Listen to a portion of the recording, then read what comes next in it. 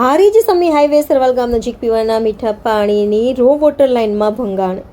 ઘણા દિવસોથી હજારો લીટર મીઠા પાણીનો વેડફાટ તંત્ર કુંભકર્ણ નિંદ્રામાં જોવા મળ્યું.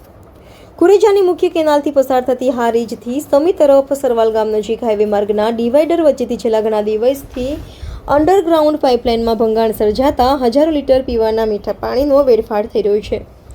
કુરેજાની મુખ્ય નર્મદા કેનાલથી વઢિયાર પંથક સમી શંખેશ્વર તાલુકાના છેવાડાના ગ્રામ્ય વિસ્તારોમાં પીવાનું પાણી પૂરું પાડતી રો વોટર લાઇનમાં ભંગાણ સર્જાતા મીઠા પાણીનો વેડફાટ જોવા મળ્યો હતો.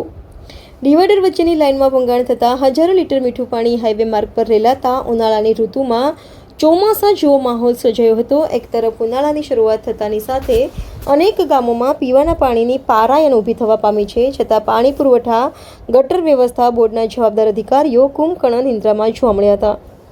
સમી પાણી પુરવઠા વિભાગના ડેપ્યુટી ઇજનર અનિલભાઈ પ્રજાપતિનો ટેલિફોનિક સંપર્ક કરતા તેઓના જણાવ્યા મુજબ સરવાલ ગામ નજીક પીવાના મીઠા પાણીની લાઇનમાં ભંગાણ સર્જાયું છે.